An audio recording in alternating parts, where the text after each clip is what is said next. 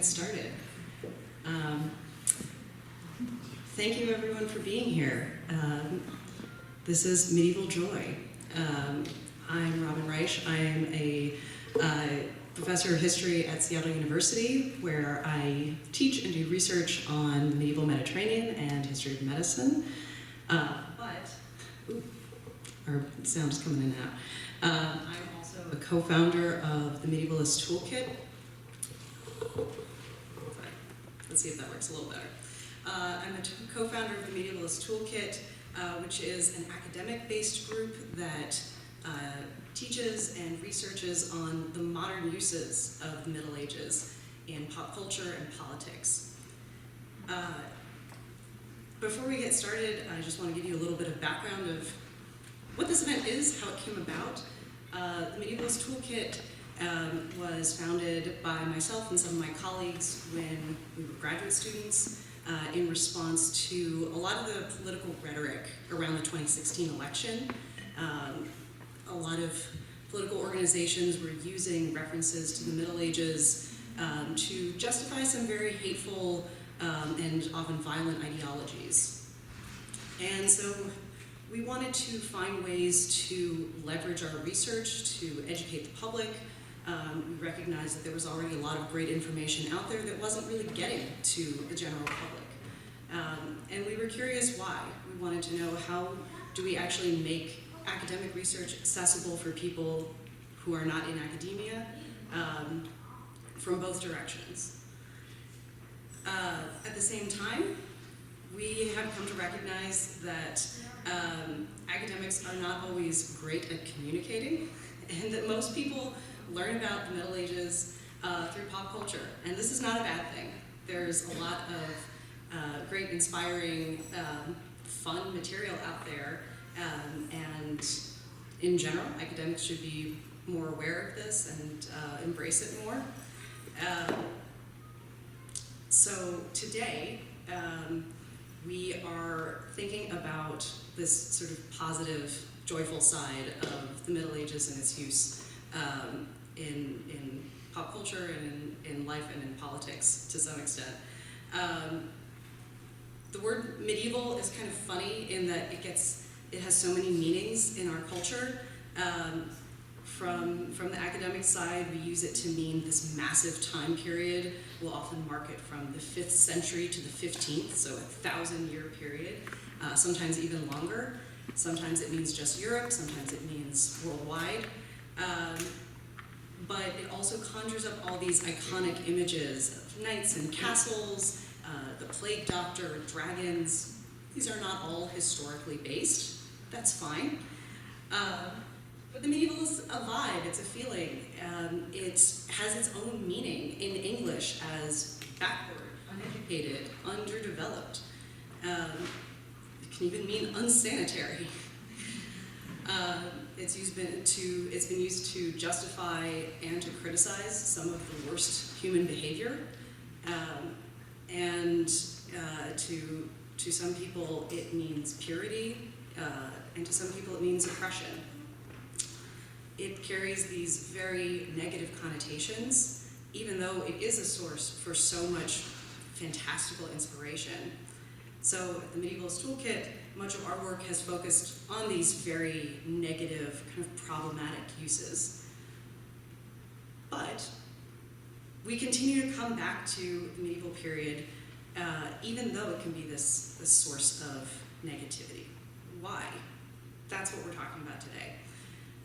We want to take the opportunity to focus on how we can use historical inspiration in a positive way, whether that's reviving traditions that make us feel grounded or riffing on kind of lesser historical truths.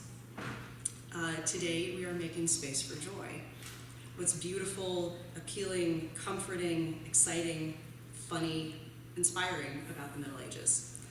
How does this joy help us move forward? How does it help us envision the futures that we want? So I have a panel here of 4 fantastic women who all do exactly that, and we're going to hear from them about their work and the positive uses of the Middle Ages. So I'd like to start by asking each of our panelists in turn to introduce themselves and explain the medieval of their work and anything else they'd like to say about what they do. So we'll start over here with Rosa. Thanks, Robin, and thanks for having us. Hi, everybody. I'm Rosa. I am a mother. I'm also the co-owner of Hildegard Ferments Botanicals, which is just a hop and a skip from here. We're open from 1 to 5 today. There will be shameless plugs. They're not that shameless. Yeah, exactly. We are named after Hildegard von Bingen, which I'm assuming most of you know, which a formidable figure from Germany. And my background actually is in dance. So I learned about Hildegard through her music and working with her music as a performer first, before learning all these other things about her. So that she wrote all about natural history, wrote a book on remedies, actually several, and then much more and more and more. I am born and raised in the Netherlands, so I feel quite close to that history. I spend a lot of time complaining to my parents having to go to another Romanesque church or another Gothic cathedral, but I loved castles.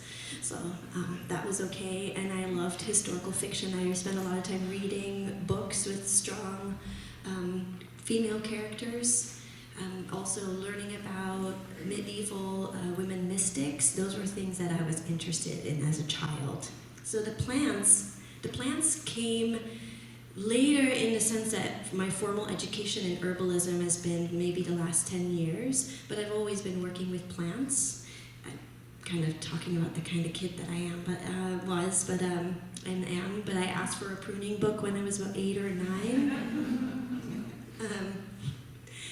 And so the plants have always been with me, even when I was focused on dancing and performing. And so now, the last decade or so, I've been working with plants and spending a lot of time looking at materia medica, going back as farther even than the Middle Ages, and using some of the things that are still true. Some of it is still very much true. Some of it now, contemporary modern science is learning about that. And then at Hildegard, we also make beer. So although Hildegard, the historical figure, did not actually love hops all that much, she was one of the first folks to write about it, mostly as a preservative of beer. And so I won't say we make medieval beer, but we do try to use methods that are not solely focused on hops, the way that beer has been more the last 200-300 years or so. So we use a lot of local fruit and also plants. Many of them are medicinal. They're definitely culinary herbs. So you can come try them sometime. Yeah, I think that's enough. Yeah, thank you. Let's see if it does work. Hi, I'm Gigi Colson. I wrote down my bio because I didn't want to get up here and forget what to say about myself. So I wrote my bio down because I didn't want to get up here and get flustered and forget to say something. So I'm going to read that, and then I'll talk to you a little bit about what I just read to you. Okay? So I'm a sociologist, an author, an independent scholar, public historian, and historical costumer. And my research focuses on the Italian peninsula from antiquity to the 18th century. I study and teach about the lives of historically marginalized people, so women, people of color. I'm very interested in their lives, their worldview, their pastimes, their clothing, their remedies, especially medicine for women. And in 2023, I founded Costumers of Color, which is a nonprofit that focuses on providing a community for people of color who are interested in things like public history and historical costuming. to enter into spaces that are safe and welcoming, where they can be valued and respected. So let me talk about how I got started in historical costuming and public history, I guess.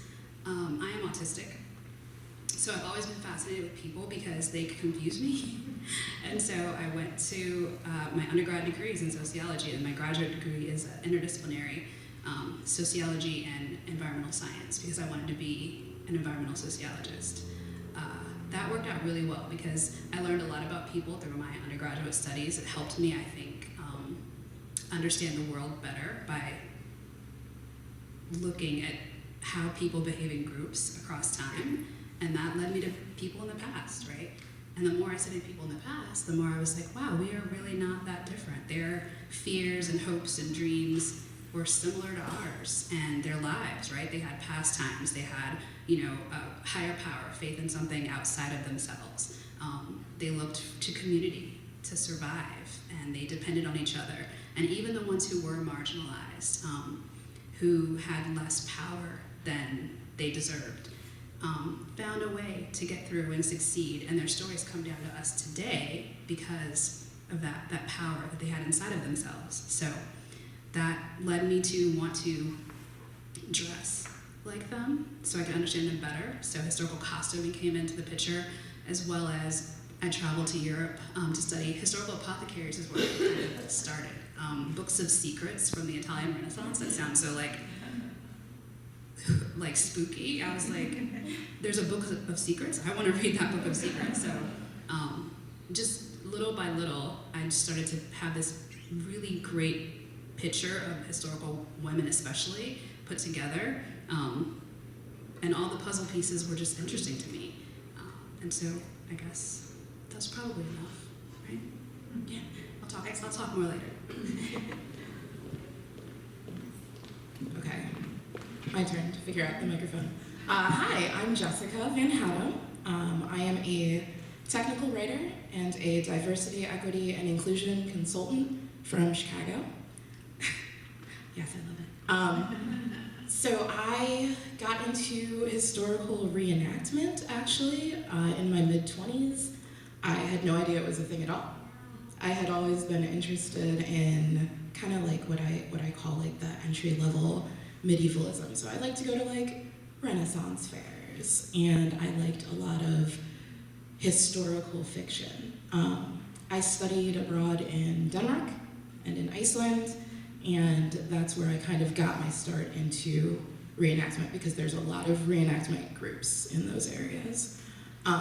It looks very different there than it looks here in many places.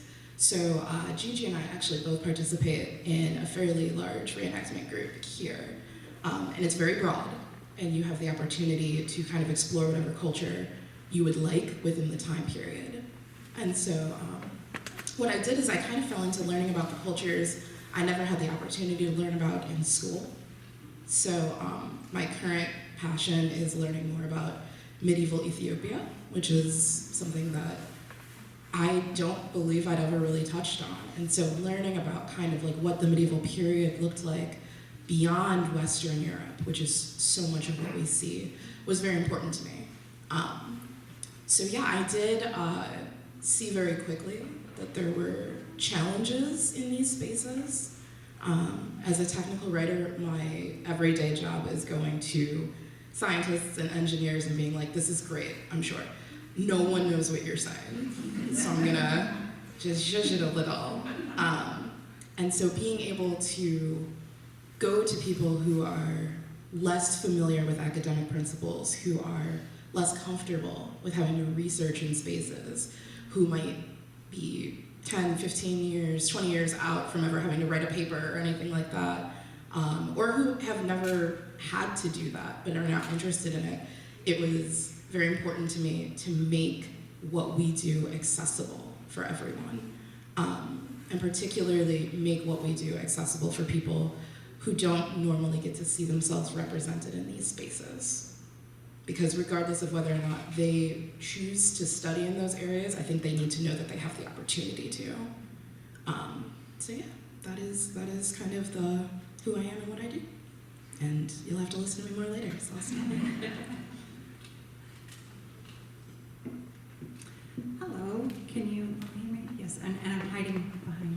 instrument here. My name is Monica Schley, and as you can tell, I'm a harpist. Like Rosa, I also have a fascination with Hildegard von Bingen, which is how I kind of got up here today. She was many things that Rosa said. She was a mystic, she was a German nun, a herbalist, an artist. This is her artwork. She was a musician, and some say that she had ocular migraines, which, does anybody know what that is? They're horrible if you've ever had one. They're these headaches that change your spectrum of vision. And so she would have these visions of living light that maybe she painted, maybe she wrote music. And that's how I'm coming into medieval times, is through music. First, Hildegard was introduced to me when I was 14. Thanks, Mom and Dad. They're visiting from Wisconsin. And when I was 14, after 10 years of practicing piano diligently, I started to play church organ at Mass. And my organ teacher introduced me to Hildegard because some elements of Gregorian chant are still used in Catholic liturgy. And then I just kind of filed that information away, and then I went off to university, and oh, she shows up again in music history class, so I'm going to write a paper on her. Okay, cool, I just filed that away. She was interesting because she, out of all of the composers of the time, there were hardly any literate people except for through the church at the time. The Catholic Church had a pretty big stronghold on your ability to read or write. And for her to, as a woman, be able to read and write is phenomenal, and we know it. We know that's her name because half of the music of that time is written by anonymous. So this is pretty big stuff, you know? And then time passes, and I move to Seattle, and I have children, and I want to have a natural birth, and I start listening to music of Hildegard von Bingen, and it helps me get through this process, and I'm able to have healthy births for my kids. And then I get into the idea that I'm going to play music at the bedside for other people who want to alleviate their physical pain through whatever their challenges are. And so I go through a process to become a certified clinical musician, and I played in hospice for 5 years before the pandemic, and also in a general hospital. And I found that Hildegard's music was really effective for people. And there's something about it because it's modal. It's not a complex scale. It's very basic and simple. And so I went to look for more of her music. Harp is a lot like piano, sheet music, and I was astounded that there was no piano sheet music for Hildegard von Bingen's music. I mean, I just couldn't believe it. In 1,000 years, nobody had tackled that project yet. So I did. And I wrote this book of sheet music. And if you want, maybe you could just put this little picture of, so they can see it a little bit closer. My husband is an illustrator. He did the cover kind of based on that sort of mandala-esque piece that Hildegard did. As you can see, he kind of, borrowed some of the ideas that she had. And my favorite part are the angels that I think look like baby Led Zeppelin characters. And then Hildegard's playing the harp. So that's how I got to be here today. That's a little bit about me. Thank you. There are a couple of things that you guys have all mentioned. I want to pick up on all of these, but I'm going to start just because we have Hildegard up. I assume most people in this room have not really heard about Hildegard Bingen before this. I'm sorry that the sound keeps coming in and out. Why? Who is this mystic woman? why does she have so much appeal? I guess for Rosa and for Monica, you've talked a little bit about how you came to know about her. I guess for context for people in the audience, is she well known? Like, is this something that you were easily able to find? Did you feel like you were tapping into something a little bit under the radar? Yes and no. I mean, a lot of people, as a musician, a lot of musicians, anybody who's studied music history or just likes to go hear choral music or likes, music that's a couple hundred years old, they've heard of Hildegard. But why do I think she's effective? I don't know. Let me play some of her music for you and you can tell me what you think, if you like it or not.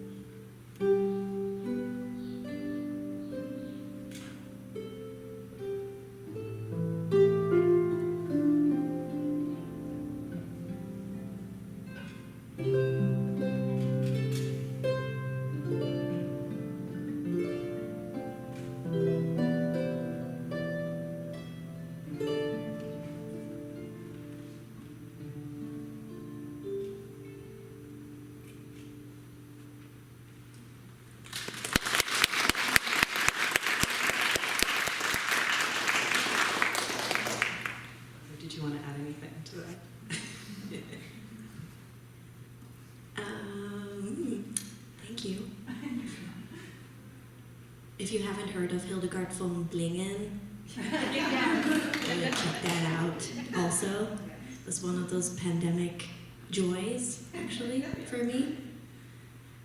Learning about what that was, that music. Hey, explain to people what Hildegard von Blingen is on YouTube.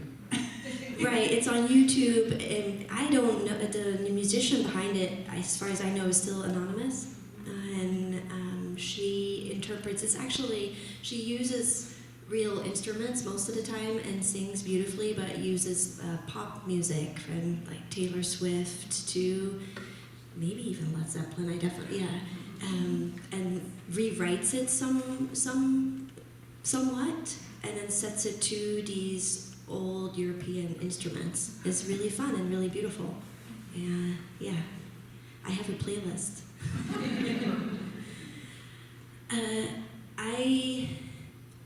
Yes and no is my answer too. I think it's very easy for someone from these times to project a lot of stuff on someone who has not been walking this earth for 1,000 years. And because there's quite a large written record of Hildegard's work, which that helps a lot, obviously. And she was interested and pursued so many different interests, kind of like a Renaissance woman, but in the Middle Ages. There's a lot of ways into Hildegard's work, and people can kind of use whatever, pick and choose what they want for their own ends. So there's definitely stuff online that I don't agree with. But then there's stuff that's online that's great, and people are doing beautiful things with her legacy, I think. I wonder sometimes, I ask her sometimes, do you approve? Is it okay? Are we doing enough to honor your work? we tried to do that by putting some of her quotes on our labels and, explaining to people kind of who she is through our communications. But yeah, I think it's relatively easy in the sense that we can project whatever we want on any person from the past.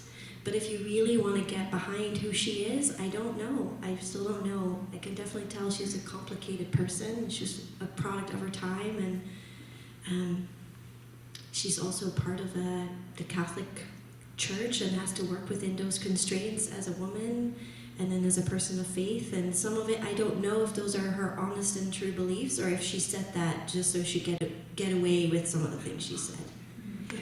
Yeah. I want to pick up on some of the things that Rosa was just saying and turn it over to Jess and Gigi because Rosa, you talked about casting our own opinions and interpretations on people in the past, accessing their materials, reinterpreting them, and for the two of you as in the reenactment space and thinking especially about reviving marginalized identities in the past and making them accessible to marginalized folks in the present. How do we access these? How much can we project our own opinions on them? How important is historical accuracy for what you do? I have a lot to say about historical accuracy. It's impossible not to project some of you onto what you read, onto what you study. You have to work to limit that, but I don't think we can 100% remove it. And as far as accuracy, in areas like clothing, your historical kit, there's a big push for like accuracy, but I feel like that's just part of gatekeeping. There's no way that you can be 100% historically accurate. We don't have the same materials. We don't have the same threads, yarns. The looms are not the same. They're not the same width. The sheep are different. The wool is different. The linen's different. Like all of it is different. We're doing things that are historically plausible. We are trying to recreate things from history, which I think is laudable. But I think getting caught up in historical accuracy is problematic, especially when you are reading about people like Hildegard, or my favorite person to study in the past is Katerina Sforza.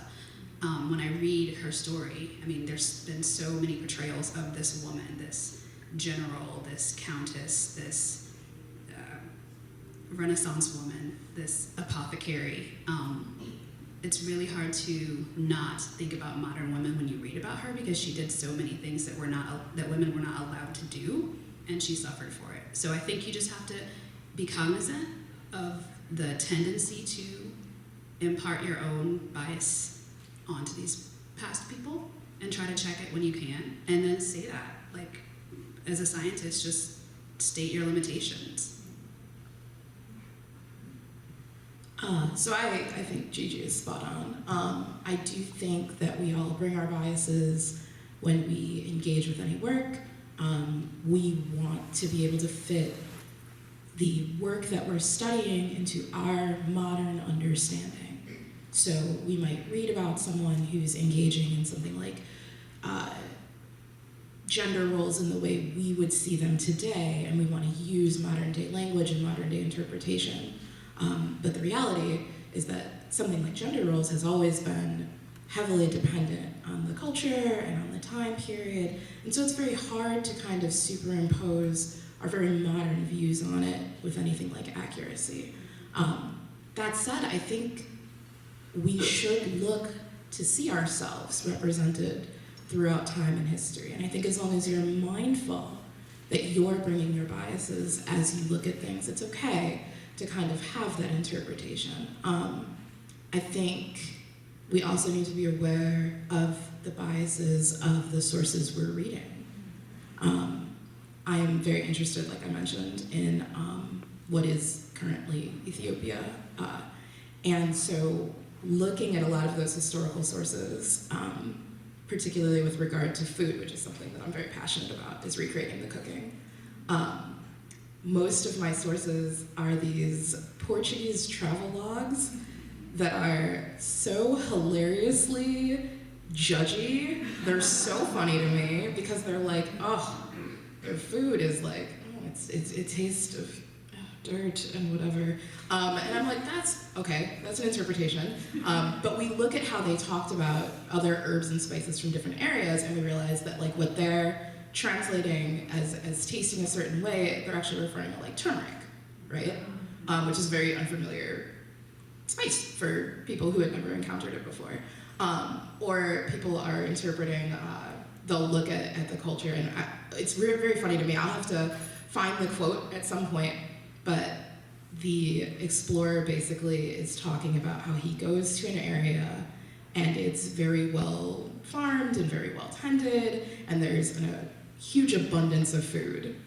And his takeaway is, well, they're lazy because they don't have to work, which is so funny. It's such a ridiculous thing. But looking at that, we can kind of interpret like, oh, they were in a place where they were able to have an abundance and there wasn't a great deal of strife or poverty in this area, right? So it's all about kind of identifying those biases and then drawing conclusions from them that, again, are plausible. I think as far as historical accuracy, I think I, again, mostly agree with Gigi. It's laudable, it's important. I want people to feel comfortable being in these spaces and drawing conclusions, right? If we look at an example, right, in the historical reenactment community, if you are doing a variety of Norse cultures, people will usually make an apron dress. And there's some degree of argument about what an apron dress, how the construction of that dress looks. And so there's argument about like, are the straps attached? Are they attached with brooches? Are they closed in front? Is there a panel in front, right? There's all of this argument about how do we actually make this garment? What does it actually look like? And the vast majority of this argument is coming from a single find that's about this big of just a loop and a strap. And everyone is arguing about what is plausible to reconstruct this garment from based on a very, very minimal piece. And it always kind of makes me laugh because I'm like, well, if something broke on my thing, like I would definitely just do some like crazy fix just to make it work for the day. And like, can you imagine if that's what we found millions of years from now? And they're like, they clearly pinned their clothes every day. And I'm like, oh no, I'm just awful. I'm so sorry. But yeah, I think it's important that we navigate these things with common sense. We can refer back to sources, but when we see people entering this space, I do think it's very gatekeepy to be like, it says right here. Because people are going to have their interpretations, and they might be different, but they're often very valid. Can I add? I just want to add one thing. There's a quote I used to, when I first got out of grad school and I went to work for the federal government, I had this at the bottom of my signature back when people used to put quotes underneath their email signature, early aughts, and it was from Anais Nin, and it was, we don't see things as they are, we see them as we are. And I feel like taking that with you, not just when you think about history, even right now in our world, like we can't help but do that. It is true, it's human nature to do that. And I don't think it's wrong, but just be cognizant that you are doing it. Yeah, what does that mean for people being able to see themselves in the past? Do we need to be able to see ourselves in the past to use it or to learn from it? Is there a history that belongs to you? Is all history available to you? Such a broad question, I'm so sorry. This is my academic side really coming out. I feel like I just talked, but I'll talk again. So I think part of the importance of being able to see yourself is feeling like you have a right to be in the space at all. And I'm speaking fairly narrowly as a person of color who entered what honestly is primarily a very white space. And there were a lot of what we call microaggressions. There were a lot of small comments, there were a lot of small instances, usually unintentional, but little things that made me feel less welcome in the community.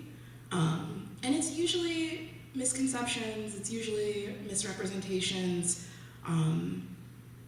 I want to say at my second or third historical reenactment event, someone had made the comment of just like, oh, like, are you gonna explore like your history? And I was like, oh, I don't know, I'm starting with like Nordic stuff. And they're like, oh, I think we can do slave personas. And I'm like, oh, that's not. Well, and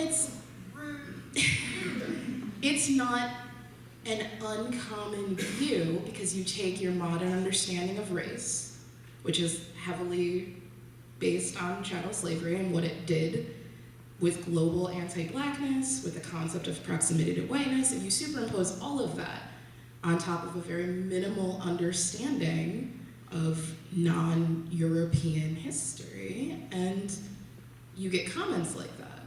Now, I'm much more familiar with kind of what I'm interested in, and so I was like, you know, that's not really a thing, right? And I can very gently correct that. But for someone who's very new to the space, what that says is, you are not welcome. You are less relevant here. And I think that discourages people. I mean, why stay? Why stay and pretend to quite literally be the slave to someone else's master? That's not a welcoming thing. And so I do think when we talk about seeing ourselves in history, we need to be careful not to fall into the trap of, because it's not commonly explored, it's not something that existed at all. And I think having a much more robust and inclusive understanding of history brings more people in and allows them to feel comfortable moving in these spaces academically.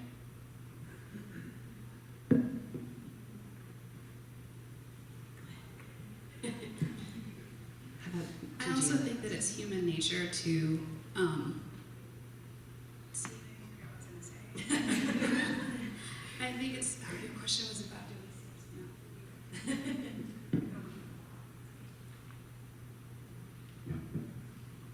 Yeah, I almost didn't want to speak because it feels a little bit like a loaded question, or it is a loaded question, at least for me.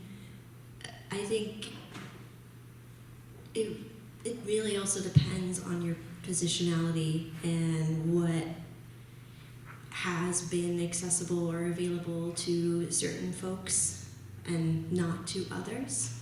So for me, and I'm speaking to herbs and plants, there are certain plants that I don't harvest on this land.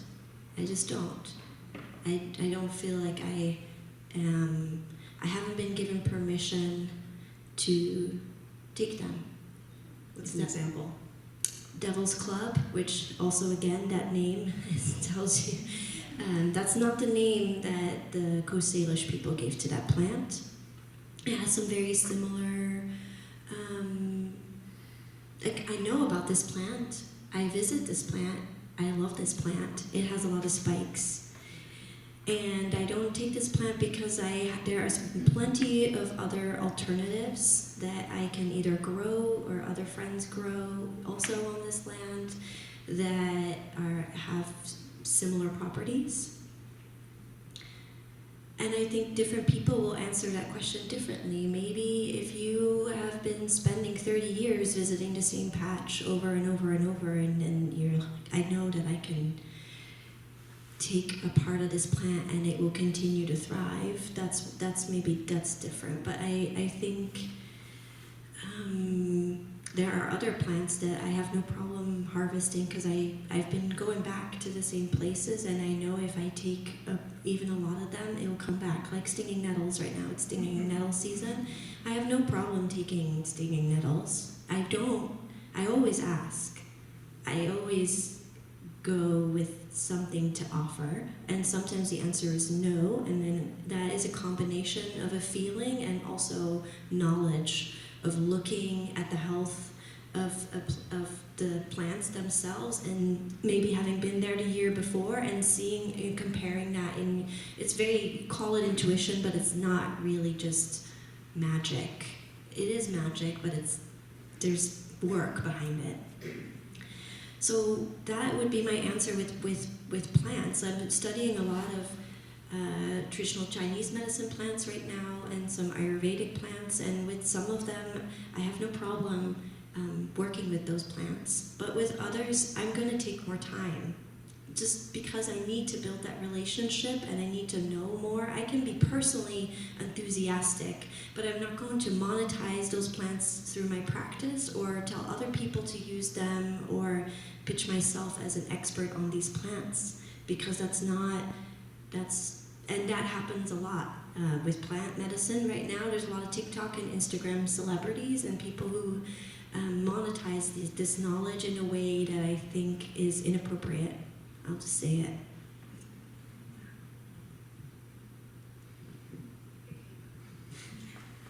I think it's human nature to, even now, when you're having a conversation and someone tells you something about their life that you can relate to, you're like, oh yeah, I had an interest in that too. I've experienced that too. I've gone through that too. I think when we're studying the past, when we find ourselves in those people, it helps us relate to them. It makes them real. It makes it interesting. A lot of my medieval joy has come from seeing those common threads and being like, wow, we're separated by years, sometimes millennia, and then also space, right? They were on the European continent. But this one thing connects us. We both had the same feeling, the same desire, the same dream, the same need. So I do think finding, yourself and those people is for everybody. I think we kind of seek to do that, and it's beautiful when it happens. It's kind of like time can collapse on itself, and there's no distance between you and them. You all have talked about reading historical materials and getting access to these subjects. Did you feel there was a barrier to accessing them? How did you find the materials you were looking at? How did you read them? How did you know how to interpret them? Yeah, I had a hard time. a little bit. So you and I talked about the neumes, and does anybody know what musical neum? Yes, I see some nodding. So it's like old music before, is a part of Gregorian chant, before we had regular meter, like 4/4 time, and so every musical note was kind of the same, and they kind of looked like little diamond notes. And so you've probably seen it historically without even really knowing what they were. And I'm a huge fan of the library. And anybody who lives in Seattle or King County knows we have a really awesome library system. So that was my first place to go to. But then, I wanted to I asked Hildegard if I should be, how accurate I should be. Because there was this other part of me, we were talking about, how much of who we are we projecting into the project. That was the whole question I had. So what I did find was just single line, somebody in the 70s, there's Hildegard Publishing, some scholars had taken her music and made it look like Western music, but it didn't really have any chord progressions and it didn't have any harmonies. So what I mean is, you might have something just like,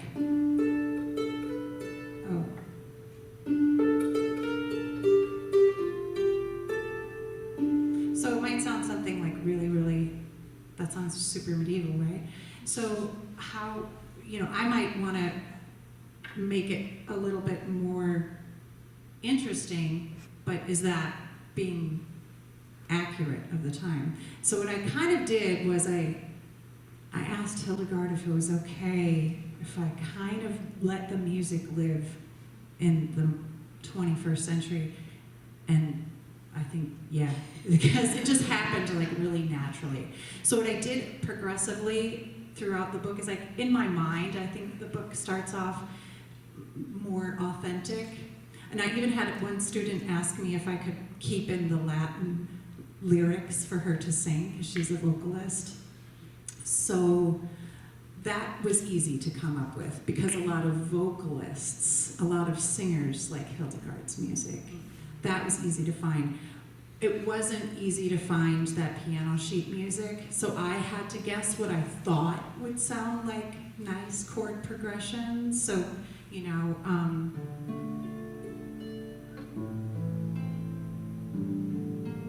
something maybe like that. And then, you know, adding the harmonies to it. So maybe I'll just play a little bit of what I think is more an advanced sound. And later in the book, I let it progress into something, because my background is very diverse. I have a classical background, but I play this Irish Celtic music, but I also play the pedal harp, and I've played in orchestras, and I've also spent years as a jazz improviser. So I'm coming from lots of different angles, and I can't just wash that away, you know? And I kind of needed those tools, and that brought me medieval joy, because I needed to make this project blossom somehow. And at once I kind of acquiesced to the fact that I'm not a scholar. Here I'm not going to do something totally accurate of the time, because that's not really who I am. But I think Hildegard would like this music to live in modern times. And so I'll play a little bit. This one's called O Ruber Sanguinis.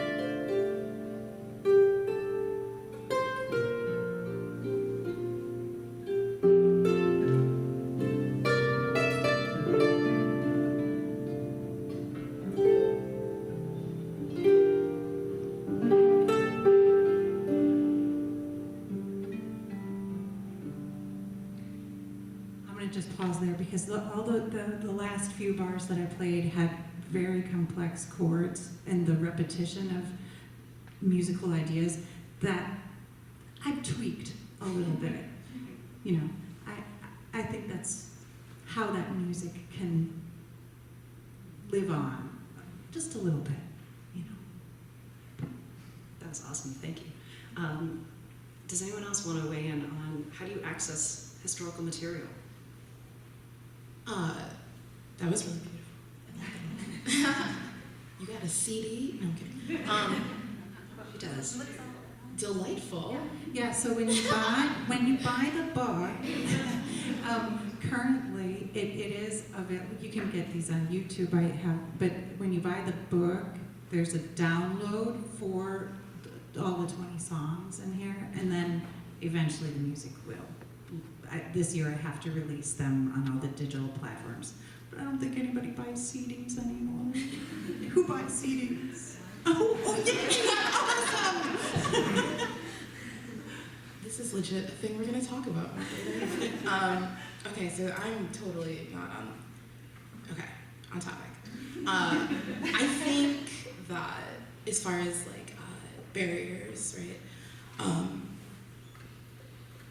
There's a lot of logistical issues for exploring the actual like sources and documents. So you need access, right? A lot of things are in academic journals, they're recorded in databases that are not open to the public.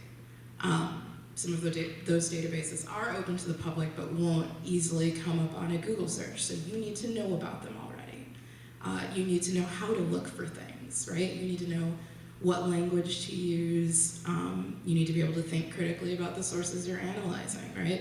If something is presented in a certain way or from a certain lens, you need to be able to parse the information that you are looking for from that lens.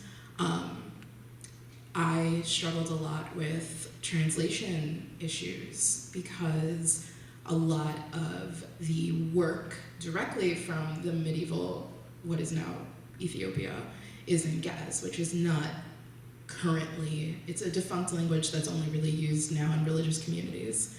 And absolutely, a lot of it has been translated to Amharic, which I also don't speak. And so having to find people who could help me get that translation, I was doing, honestly, just the most ridiculous. I have a fiance who speaks Hebrew. There are a lot of Ethiopian Jews, so I would go and find communities of Ethiopian Jews who had translated from Amharic, from the Ge'ez, and be like, hey, can you translate these 50 pages for me? Thank you. And then you have to keep in mind that with every translation, whoever is doing the translating puts some of themselves and their own interpretation on it. So now I have this Amharic scholar's interpretation of Ge'ez, which is coming through the Hebrew, which is coming through my fiance, who's like, I don't know, rice? Whatever it says, I don't know. I'm like, it just says grain, but that's fine, it's fine. So I think that there are an enormous number of barriers for people who are not fully comfortable with doing routine kind of academic exploration. And for me, community is the way we kind of move past those barriers, right? If you have a community of people who are all kind of interested in the same thing, then you're not reinventing the wheel, right? The next person who's looking for records of Ethiopian grain is not going to have to start from zero if they know me, because I will give them what I have, and then they can use those sources in whatever way is useful to them. It also gives you kind of the opportunity to riff back and forth about your personal interpretations, theirs, and really building the community allows us to study things in a more robust way, because we talked a little bit about accuracy and truth. And I think it's hard to say that there is objective truth with a lot of this. There's so much bias, there's so many perspectives. You are building your best guess, and your best guess will be more robust if you have many other people's best guesses with you. So, that is my... I have a lot of thoughts about this question. So first, I think, let me just start by saying I believe it's better to ask forgiveness than permission. So I'm operating from that paradigm, that life view. And I don't think it's wrong to fumble while you're figuring something out, to make mistakes. Like, I think that's just part of life. So when I started as an independent scholar, I came from academia. I decided to leave and not get a PhD because I wanted to work in applied science. But I had been in academia, right? I'd been in grad school. I kind of understood how that works. But then fast forward 15 years, I want to study like manuscripts in Italy of books of secrets. Like, how do I do that? I don't know. So I started Googling to find out where these things were located, what the address was, what the opening hours are. And it's all in Italian. And so I'm Google translating websites, because at that point I didn't speak Italian very well, modern Italian. But I also was learning historical Italian, which is like dialect and Latin vulgars. So back to the story. You need someone to tell you. You won't know if nobody tells you. You won't know something if you don't, like, if you don't read it somewhere or someone tells you. You just can't, like, this information doesn't come from the heavens into your brain. So when you're in academia, your professors tell you, your co-students tell you. They say, hey, this is how you get into the library. You take a letter from your department. It says this is what you're doing. You give it to this person at this archive, and then they give you permission to access their documents. But if you're not that, if you're not in a department, you don't have a major professor, how do you get it? Well, I'm in the SCA, Society for Creative Anachronism. It is a worldwide historical kind of reenactment organization, for lack of a better word, to explain what we do. And there's tons of professors in that organization, and they know me and they know my work, and they know what I'm trying to accomplish. And so they wrote me a letter, and I took it with me to Italy, and that's how I got in. So what I decided to do with that information was share that with everyone I can in the independent scholar community, right? Because that information isn't readily available to someone who's just starting out and wants to study Ethiopian cuisine or cheese making in France in the 13th century. They may not know how to start, so I believe that community can help you. That's why we have each other, to help each other.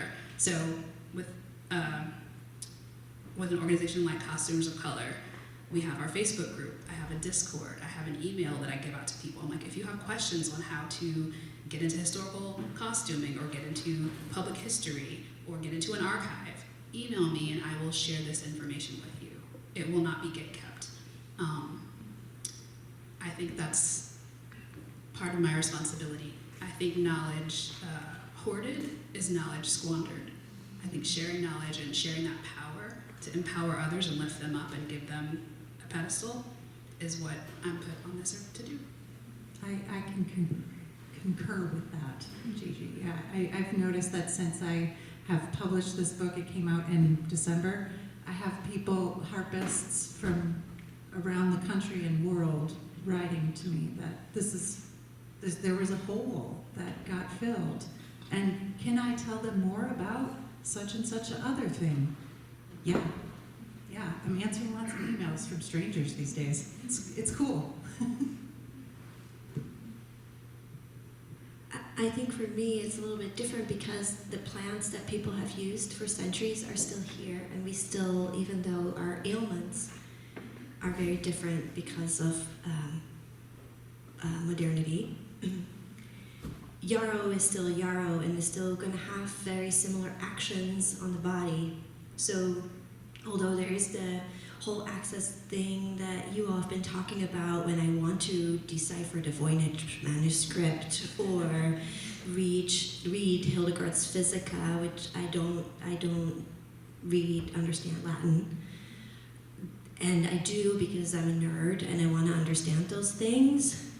As a practitioner of herbalism, I don't always need that because I am part of a living line of herbalists who have kept this information alive by passing it on. And writing it down is really important, but it's not the only piece. So I think that helps because I can test things on myself or on willing family members or friends to check. And yeah, so I think there is gatekeeping within herbalism also. There's tons of gatekeeping. Even because it's expensive to get access to certain teachers to teach you, or you may not see yourself reflected in folks that now are taking on herbalism. It's a very in America, in the global north, is a pretty white space, even though herbalism, that was the only form of medicine all over the world, right? And a lot of medicine that's written down in medieval and Renaissance manuscripts in Europe, that is the materia medica from the Middle East, from Africa, and even from Asia. So it's not like when people claim, well, this is European ancestral medicine, I'm like, well, yeah, but it's always been in dialogue, and sometimes it's willingly shared. When I meet other herbalists, we are always stoked to talk about plants and we share what we know, but sometimes it's not willingly given. It was just taken and credit is not given. So it's complicated is the answer to a lot of these questions. But it helps for me that the plants are here, they've been here before us, they'll probably be here after us, so there is a living record and a living line of folks that know about working with these beings. You've all mentioned community to one extent or another. And I think it's easy to think about what you're doing as something you do in isolation. Gigi and Jess have both mentioned how important community is to your work. Can you speak more about how do you find community? How do you create community? Why is kind of riffing on the past a way to access that? Is it just you find people who like what you like? Is this a signal like these might be good people?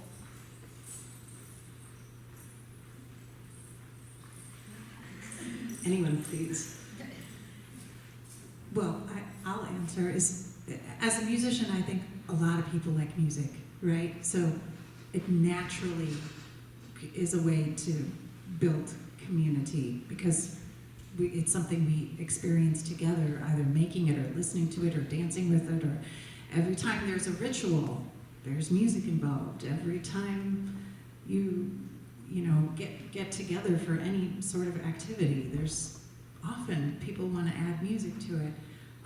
Speaking specifically to the project that I did, I wanted to have this music, Hildegard's music, be useful to other harpists. There's this whole other newish / very ancient field of using music and sound as a healing modality, but it's being more and more accredited and recognized, I think, in a broad sense, and having this music be shared with other harpists who can bring that to more people is something that I felt called to do.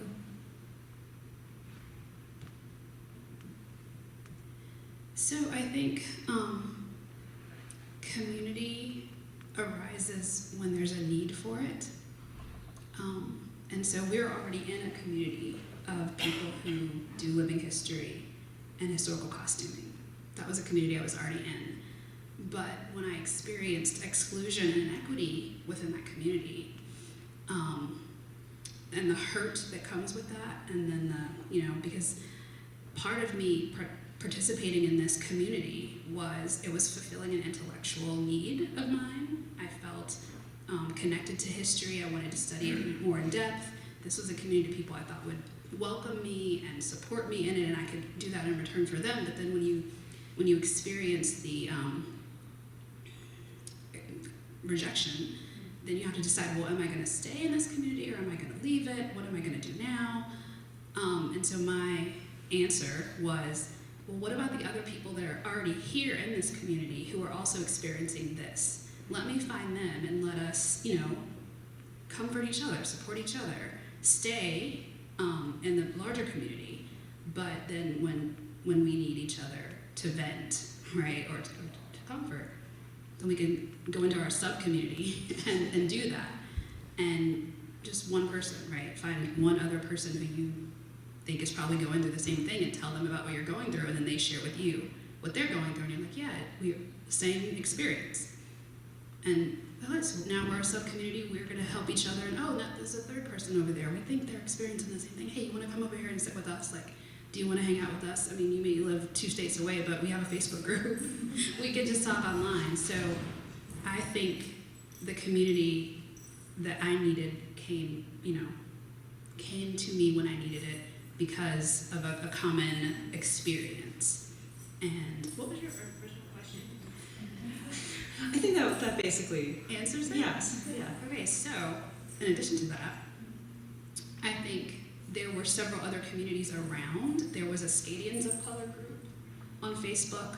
There's a Voices of Color YouTube show where there's Nina Perard interviews people of color within the SCA.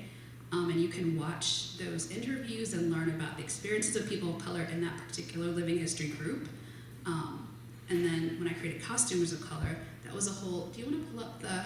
Yeah, it's the computer's having a little trouble Okay. recognizing the file type. I was trying to bring it up before. No worries if you can't. So Costumers of Color arose out of a need to reach outside of the SCA to historical costumers all over the world, really. And I didn't know how to do that, so I started an Instagram account, and I started posting pictures of reenactors who were people of color and talking about historical people of color that had been erased from the historical record, and people started following that account. And then eventually I was like, well, maybe I could have an event, right? Because sometimes you go to an event and you get these weird microaggressions, which are anything but micro. They're hurtful insults that, you don't want to spend your time and money on the weekend to go be insulted, right? So maybe if I hold an event through my organization, Costumers of Color, it will be apparent that when you come to this event, you won't have to deal with that. It'll be a safe space for you to come and hang out with us, and we won't insult you left and right.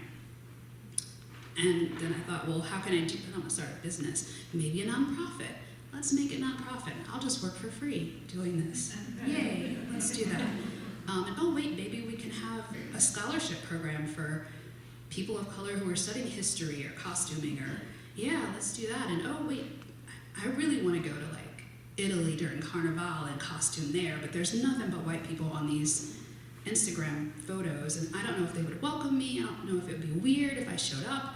Well, let me just figure out how to go, and I'll bring people with me, and we'll go together and support each other, right? And so that is how every community that I'm in that surrounds historical costume or public history occurred, because of a need, because of a desire to be kind, compassionate, and connect with other people, and a desire to not abandon historical costuming, this thing that you love, because of the adversity you're facing.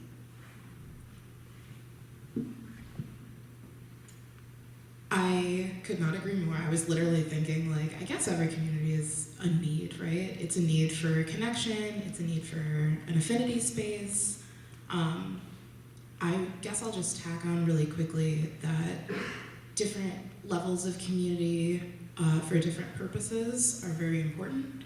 Having communities that are centered around being kind of safe spaces for learning, asking questions that you're not sure how to phrase them correctly, asking about things that, you know, hey, I don't know if this is offensive, but, right, like that's a different space than creating a space for people to kind of talk to people with similar background about potential hurt that they've experienced. And so I do think that communities can be very multi-tiered, multifunctional, multi-purpose. And the best way to build those is identify the spaces where there is a need for connection. And for me, that was kind of when I would hit a make or break point, it was, I can make a path forward for myself that allows me to connect with other people and identify an issue and potentially move forward, or I can leave this space. And so usually, because I'm just very obnoxious, I'm always like, well, I'm not going anywhere. Like, we're gonna figure something out, because you don't get to tell me when to leave. But I do think it is very important that people are okay with the idea that, like, hey, I don't have the energy to build a community here. I'm going to find a space where I can step into a community and learn from that. But yeah, I very much agree with everything that Gigi said. I'd like to open up to questions from the audience. We have, sorry, Rosa, I'm going to steal your microphone because it's closest.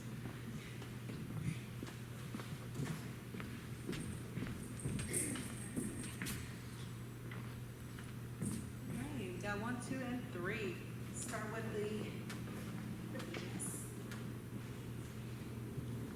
So, hi, I'm Joanna, and in a parallel universe, I would be teaching and continuing to learn and write about the late Middle Ages, Chaucer, Dante, Julian of Norwich, and the PhD that I abandoned a year in 25 years ago was really relevant to a lot of what you're talking about, and the ways that autobiographical writing, the ways that Chaucer and Dante did what we would now call a self-insert into their own works, and representing who they were, like having the sort of fictional them written about by the real them, gave them this space, and the fact that they were both choosing to write in the much more accessible vernacular so that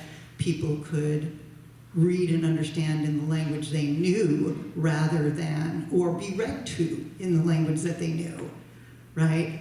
And the thing that struck me there was that commentary on contemporary culture and knowledge of contemporary sort of normative culture always comes from the people who are on the outside in some way.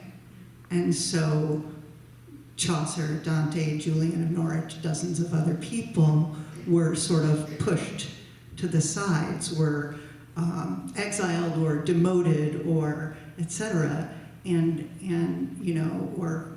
had to live in a very tiny little space, and all got a ton of criticism, right, for not belonging, for not choosing to do the same things that everybody else was doing, writing in Latin and only allowing access to wealthy patrons and so on and so forth. And so I think the ways that they sort of modeled finding yourself in your work appeal, I think, in terms of the way that we find ourselves in the work, and having the historical context for that lets you interpret it and understand it in a way that's both more true to what was then, as well as what's true now. So, for example, I mean, just a basic example, right? Fart jokes are always funny, okay? So Chaucer's Miller's Tale, fart jokes are always funny. That wasn't what people were writing about. But looking at all of these, contemporary canonical works through, feminist theory and queer theory, which is actually what got me out of academe, because there wasn't room for that. They weren't hiring for that, right? So, when you look at all of this, it's the doorways in are coming from and through the people who were already outside and who commented on the inside. I know that's a lot, but it's something I'm super passionate about. Would love to keep talking to folks about it.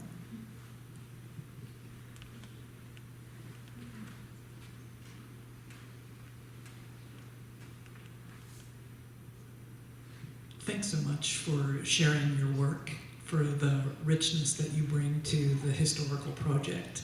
I wanted to ask, you've talked a lot about your embodied practices as well as the rich range of evidence that really challenges, I think, conventional practices in history. As a landscape historian myself, that notion of living through history and making those connections you've all really made very palpable. So I wanted to ask, in each of your specific cases with respect to evidence, and certainly for many, many years, evidence has always been privileged as only textual evidence.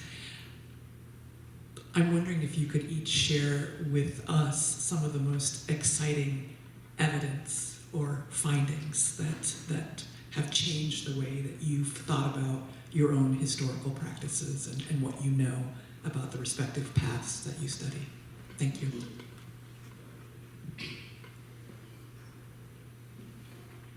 That is a great question. I found that it was so fascinating to learn about the real depth of Hildegard as a woman at that time. She was a woman of great letters. She wrote to the Pope. She was like friends, colleagues with Pope Eugene III. She wrote several books in her lifetime. And many people have translated, elements. A lot of them have to do with the plant medicine world, but her music, she never studied officially. She was, sort of gifted these downloads of information, and just finding out that she probably healed thousands of people. She was famous in her day. I mean, she was probably one of the most well-known people of this 1,000-year period of time. And I just find that so incredible that she was a truly sort of mystical person, not just based on like our own looking back idea of what she was, but actually it's true. It's true that she came as the 10th child to her family and was tithed, gifted, given to the Catholic Church. It's true that she lived basically in a cell with one tiny window looking out at the world until she was 14. It is true that when her caregiver, Yuta, died, and she was like 30 years old, that she was finally able to live independently. And in that independence, boy, did she take those reins. And she was so popular with her own time at the abbey that she was in Dissenbadenberg, that they couldn't actually contain the number of visitors that she had of people who wanted to meet her. And I don't know how she healed them, if it was plant medicine or singing. I don't know those specifics, and that's something that's a great inquisitive thing that I want to find out more on. But I find it so fascinating that she had so many people seeing her that they couldn't contain the visitors, and so that's how she, with her own family money, she made the abbey at Bingen. That came from her. In fact, I read recently that she was told, no, you can't actually do that. The superiors told her, no, you can't build your own abbey. But she did it anyway. She's like, well, it's happening. I'm doing it. I think that's just so inspiring. So I have kind of a multi-part answer for you. So I kind of talked a little bit about how I'd always grown up being kind of interested in historical-esque things, right? The fantasy and whatnot.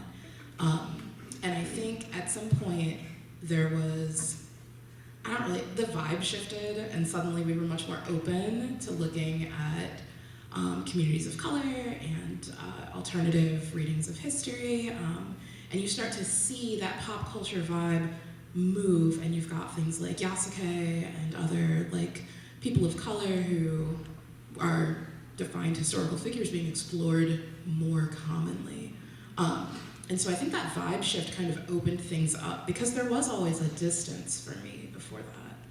And then I think specifically, there was a war in modern day between Ethiopia and Eritrea very recently that resolved. And after that resolved, we saw a huge boom from the academic community, because as it turns out, when you're not actively at war, you have more time to research.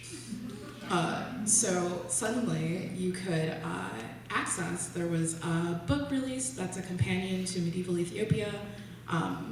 It's extremely expensive, but I was gifted it, and it was super cool because it is a collection of essays.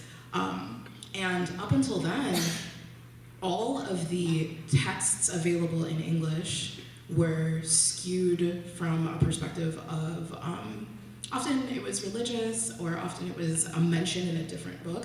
And that was really the first time I had seen such a pivotal work available. And that kind of continued after the war. And when I say recent, I do mean like 2017. So it's been enough time that we're starting to see more coming out of like the university at Addis Ababa. But it hasn't been so long that I don't remember what it was like trying to research before that, where things were very limited. Also, you can reach out to folks at universities. Generally speaking, people are super excited to like geek on whatever topic there is. And so I was just emailing people and being like, hi, I am not necessarily an academic scholar, but this is something that I am very interested in. Would you be willing to talk to me more about it? And more often than not, people absolutely do. And then briefly, I think the last thing is looking at the finds that allow us to look back and see ourselves. You said that you used to work in like feminist theory and queer theory, and that was what was interesting to you, but you didn't see a space for it. Well, there just wasn't hiring for it. Right. There was a space to explore it. Right. But you had to understand the historical context. And so people doing queer theory and saying, oh, Arthur and Lancelot are sleeping together the way that a gay couple today would be together. And you have to understand that like homoeroticism in the foundation of the relationship between like, you know, knights and vassals and lords and friends is a completely different story. Sure. But you can still, as a queer person, see what's similar, what's different, and how it changes things. That makes sense. For me, looking at some of the more recent finds, there's a student in the Medievalist Toolkit that was presenting on one of the Norse finds where they were like, oh, we thought this was a dude. It turns out this person was biologically female. Thank you. Which is really important if you're a woman looking for representations of yourself throughout history. And so I think those are the kinds of finds specifically that kind of get people invested and interested, and they kind of push not just an academic interest, but like a really personal place. So that is my very broad, multi-part answer to that. So I think there are two people that I can think of that were just really significant finds for me, discoveries for me, and they became two research foci that I still to this day follow. One is Katerina Sforza. She lived in the late 14th, early 15th century, late 15th, early 16th century, and she was an illegitimate child of the Duke of Milan. He educated her not only in the humanities, but also in warfare and fighting and military strategy. And she went on to lead her own army against Cesare Borgia, and she became the mother of a renowned mercenary, Giovanni della Bandinere. He was a Medici. She married a Medici. She had a son. And then she's the grandmother of Cosimo I, the Grand Duke of Tuscany. Like, she has a heritage that comes down to this day to us through the people that she nurtured, but she was also an apothecary. She wrote nuns and monks all over Italy getting recipes. She had a garden. She used her medicine to, we don't have a lot of quotes from her, we have quotes about her. One of the quotes we have from her, from a letter, is, "I care about women." She would use her medicinal knowledge to help women who were going through life changes, menstruation, birthing, because she knew that they weren't as important to the medical practitioners as men were, but she used her power to help them. And then the other one, I could talk about Caterina forever, but the other one is Alessandro de' Medici. I was told at one reenactment that I attended for 14th century Italy that I shouldn't be there because there would not have been anyone who looked like me at that battle in Romagna. And I was like, well, okay, thanks for telling me that. But I found out about Alessandro. He was the son of one of the Medici of Florence, the de facto rulers of Florence, and a black woman. She was there. She was living in Italy. A black woman was his mother. So why didn't this Italian know this? He was the first Duke of Tuscany, the first Duke. There's a lot of controversy over whether he really was black. I think the narrative now is that maybe he wasn't because it changes their paradigm and the way they look at the past. But Italy has always been multiracial. When I found out about him, I went to visit his grave. It was unmarked. So between the time I found out about him and now, I've been to his grave.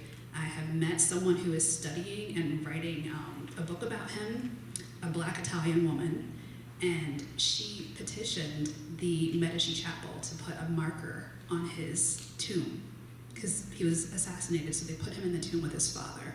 And so now there's a marker because of her work. And through her, I've met tons of other black Italians who are dealing with erasure, right? Being told you're not really Italian.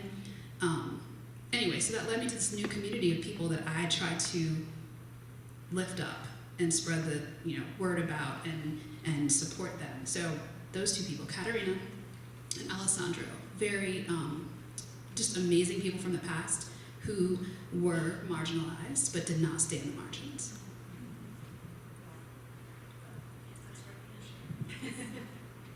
I was listening so intently that now, what? Important fun. Yes. It's coming. Words are coming. I'm not sure if I'll answer the question directly, but I think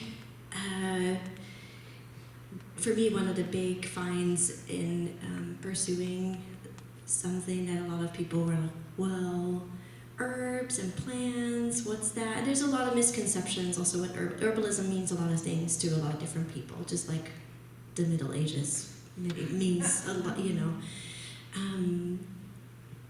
But I love seeing the going back, that so many of the ways that we're working with plants, that I work with plants now, is the same. And for me, there's a lot of comfort, especially these days, to know that people have always been people. So it's not like a earth-shattering discovery or anything like that, but that's been my medieval joy. And then my husband, who was born in Taiwan, so he's Asian, as a brewer in Seattle, but also in America, is really an outlier. And I think we have found some interesting common ground, because he was the beer person, not me. But it let me really go into the herbs that were used in beer before the rise of hops, which that is a whole other really interesting story, why hops became so predominant. And